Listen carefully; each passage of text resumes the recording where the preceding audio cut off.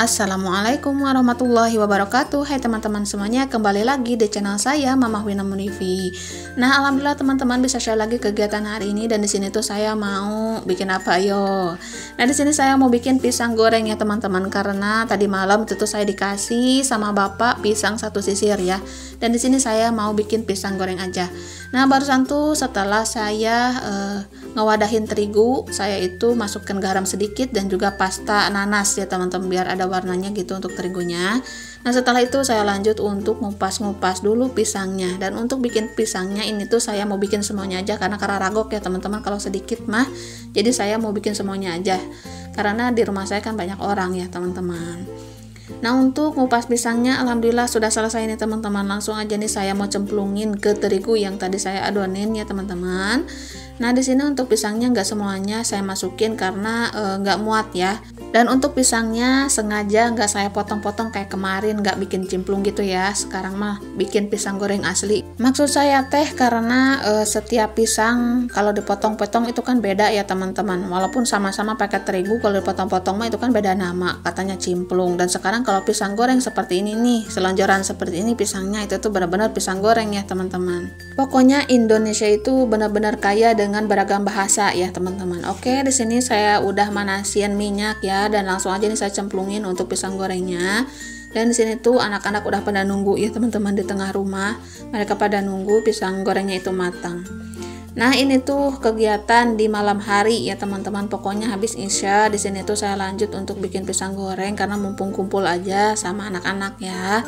Dan Pak Somi itu belum pulang teman-teman. Jadi pisang goreng itu nggak kebagian deh. Nah, teman-teman belum apa-apa udah ngiler banget ya karena ngelihat garingnya goreng pisang itu tuh bener-bener kayaknya kriuk banget. Dan di sini tuh saya udah menunaikan kewajiban jadi jongjon ya teman-teman, mau bikin pisang goreng oge lah ya. Jadi nggak diburu-buru gitu, dikejar-kejar waktu. Nah, di sini untuk pisang gorengnya udah matang nih sebagian. Langsung aja nih saya angkat ke saringan ini karena kemarin juga nih ada teman-teman yang komen katanya, "Bun, kenapa tiap masak-masak itu tuh nggak pakai saringan? Katanya kalau goreng-goreng." Nah, itu tuh benar-benar kelupaan terus ya teman-teman. Kalau bikin pisang goreng, bakwan, nah itu tuh selalu ingat. Misalnya bikin ayam goreng, ingat juga gitu ya dengan saringan. Tapi kalau untuk menggoreng tahu, tempe atau bahan-bahan masakan yang lainnya itu tuh suka kelupaan. Entah kenapa ya teman-teman. Dan katanya, kata bunda-bunda mungkin mengurangi cucian piringnya gitu ya teman-teman, atau mengurangi cucian perabotannya ya, bisa begitu juga lah ya teman-teman, bisa masuk lah dalam kategori ya teman-teman. Oke, di sini pisangnya udah digoreng semuanya, dan di sini alhamdulillah untuk pisang gorengnya udah jadi nih teman-teman. Siapa nih yang mau?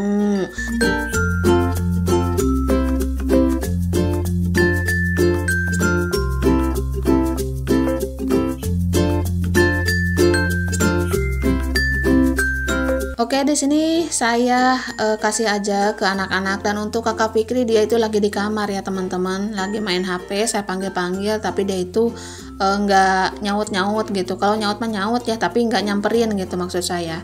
Nah, itu ada si kakak yang gede aja di situ tuh, jadi saya makan sama si kakak aja. Dan setelah saya matiin videonya, kakak Fikri itu nyamperin. Nah, seperti itulah ya, namanya juga anak-anak teman-teman, nggak bisa lah ya diajak kompromi. Tadinya itu mau direkam seluruhnya gitu biar rame sama anak-anak gitu ya pas makan pisang goreng ini. Nah, Dede Afiah ini tuh belum tidur ya, dia itu lagi main teman-teman. Dan alhamdulillah sekarang dia itu udah mulai sehat, masya Allah tabarakallah. Nah, di sini tuh saya ngeraba-raba dulu untuk jidatnya, takutnya dia itu panas lagi gitu teman-teman. Mudah-mudahan enggak ya, karena lumayan trauma juga. Karena kasihan juga gitu teman-teman kalau panasnya itu tinggi, dia itu nggak gimana ya, nggak bisa tidur gitu, jadi kasihan ngelihatnya. Dan badannya itu kayaknya lemes gitu, ngelihat matanya juga kayaknya sakit gitu.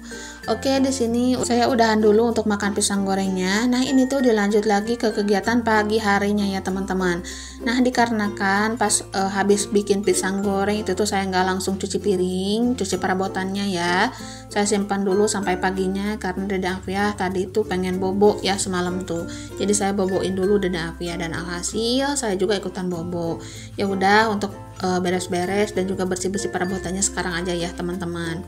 Nah, untuk perabotannya lumayan banyak, tapi nggak apa-apa, semangat terus ya, karena kalau bukan saya yang ngerjain siapa lagi.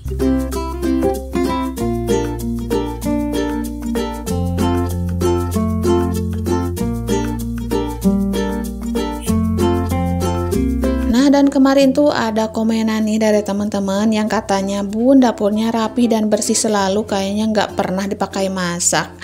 Masya Allah Bunda, di sini tuh lucu banget ya, tapi diaminkan semoga rapi dan bersihnya itu awet kayak diformalin ya teman-teman. Nah untuk dapur ini yaitu untuk dibersihkan itu membutuhkan waktu ya teman-teman. Jadi setiap habis masak saya itu langsung bersih-bersih lagi meja kompor dan juga perabotannya, dan alhamdulillah itu tuh selalu saya terapkan sehabis masak ya teman-teman. Dan kalau udah kecanduan itu tuh benar-benar kalau ngelihat berantakan dapur itu kayak gimana gitu ya teman-teman. Dan untuk menghasilkan dapur yang bersih dan rapi itu benar-benar harus konsisten ya menurut saya. Jadi sehabis berkegiatan di dapur itu tuh langsung dirapihkan lagi, dibersihkan lagi. Dan kalau sudah kebiasaan seperti itu, nantinya itu bakalan terbiasa untuk beres-beres, merapihkan dan membersihkan lagi sehabis berkegiatan di dapur ya teman-teman.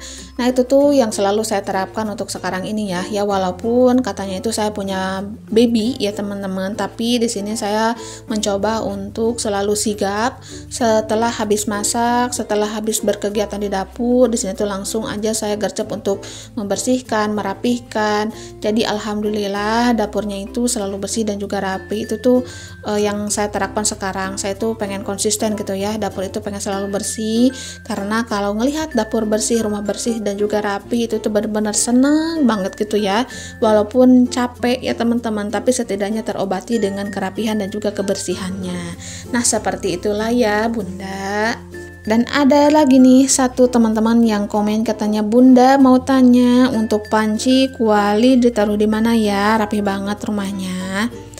Nah teman-teman, di sini tuh saya untuk panci kuali saya simpen di kamar mandi. Jadi kamar mandi itu saya pasangin paku ya teman-teman di atasnya ya, yang jauh gitu dari bawah. Jadi bener-bener lah ada apa ya, ada jangkanya gitu teman-teman, gak sampai berdepetan dengan hal-hal yang berbaur dengan kebutuhan kita.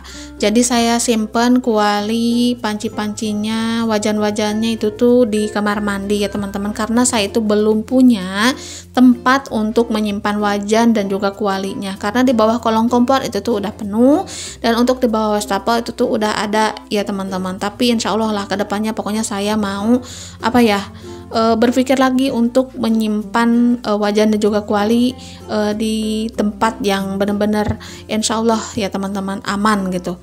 Tapi walaupun saya nyimpannya di kamar mandi, alhamdulillah teman-teman jangan khawatir, itu tuh selalu saya bersihkan terlebih dahulu ya teman-teman sebelum dipakai, seperti dicuci dulu teman-teman baru dipakai. Karena kemarin juga ada teman-teman yang komen katanya jijik ngelihat nyimpen wajan di kamar mandi, karena kamar mandi itu kan tempat buang kotoran katanya. Nah bukannya saya ngungkit-ngungkit lagi ya teman-teman, tapi di sini tuh saya juga berusaha menjaga kebersihan. Kamar mandinya itu dibersihkan gitunya, wajannya itu juga dibersihkan, pokoknya seluruhnya itu saya bersihkan ya teman-teman. Jangan sampai saya dan juga keluarga saya itu terserang penyakit gitu ya, karena saya juga tahu kalau kita jorok itu tuh yang pastinya bakalan mudah terserang penyakit. Nah kalau kita menerapkan kebersihan dan juga kerapihan, insya Allah itu tuh suatu jalan untuk menuju sehat ya teman-teman. Nah dikarenakan belum ada tempatnya nih, sekali lagi, jadi untuk wajan dan kuali saya simpan di kamar mandi di atasnya ya teman-teman, di atasnya. Jadi sebelum dipakai itu tuh wajan dan kualinya saya cuci dulu teman-teman. Oke, dilanjut lagi ke cerita videonya. Di sini tuh sehabis cuci piring, di sini saya lanjut untuk buang sampah, dan barusan juga udah saya bereskan pakcoy ya teman-teman ke dalam kresek, karena saya memasukkan dulu ke dalam kulkas. Nah untuk kresek yang putih itu tuh udah habis ya teman-teman, karena kemarin pas ke pasar itu kelupaan gak beli kresek putih, alhasil ada kresek hitam. Gak apa-apa lah ya, ini juga minta dari mama. Nah ini ada nasi sisaan, nasi goreng, daripada dibuang ya teman-teman percuma. Di sini tuh saya mau kasih aja untuk nasi sisaannya itu ke bapak, karena bapak kan banyak ayamnya, jadi bisa nanti digodok sama huut ya teman-teman kalau bahasa Sunda mah. Nah untuk bahasa Indonesianya itu saya kurang tahu, pokoknya itulah ya. Nah, di sini dilanjut lagi untuk dapurnya, lanjut aja dibersihkan, disemprot-semprot pakai air sabun ya teman-teman, dilap-lap biar minyak-minyaknya itu pada terangkat dan meja kompornya itu tetap bersih dan lalecir lah ya pokoknya.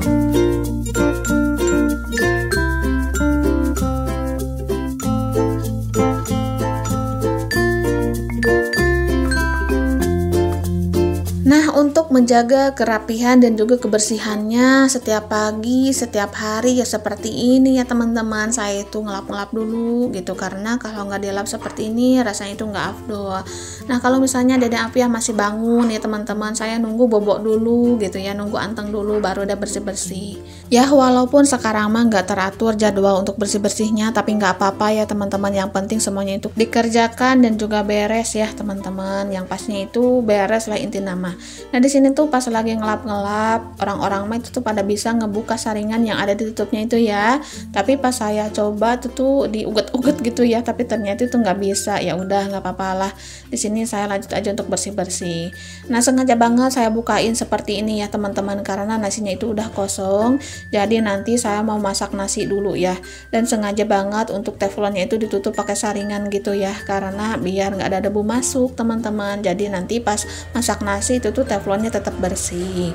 Nah, dilanjut lagi setelah ngelap-ngelap, di sini saya lanjut untuk ngelap-ngelap dulu nih rak susun yang di sebelah kulkas ya teman-teman, dan di situ tuh saya isi dengan gelas-gelas yang biru yang saya beli kemarin, dan saya ngelap juga kulkas teman-teman, sekalian aja lah ya kalau udah ngelap-ngelap seperti ini teh, biar semuanya itu pada bersih. Nah, sekarang dilanjut lagi untuk nyapu-nyapu, karena nggak afdol ya setelah ngelap-ngelap itu tuh nggak nyapu-nyapu, yang pastinya itu dapurnya itu biar bersih, biar kinclong semuanya. Nah, di sini tuh saya sambil mikir, sambil ngeliat-liat juga di bawah wastafel itu bisa nggak sih untuk disimpan wajan-wajan ya teman-teman, karena untuk kuali dan juga panci-panci itu tuh bener-bener gede-gede sih menurut saya. Jadi kalau di bawah wastafel itu tuh susah, tapi untuk wajan-wajan insya Allah bisa ya kayaknya teman-teman. Ya udah, nanti kita minta bantuan sama Pak suami aja biar dia yang menata gitu untuk bikin wadah-wadahnya teman-teman. Mudah-mudahan bisa lah ya. Jadi wajan-wajan saya itu bisa disimpan di bawah kolong wastafel dan bisa terjaga. Pokoknya untuk saat ini disyukuri, dinikmati dan dijalani aja dulu ya teman-teman. Yang penting kita bisa menjaga kebersihannya. Oke teman-teman, untuk video kali ini sampai di sini dulu. Mohon maaf apabila ada salah-salah kata. Assalamualaikum warahmatullahi wabarakatuh.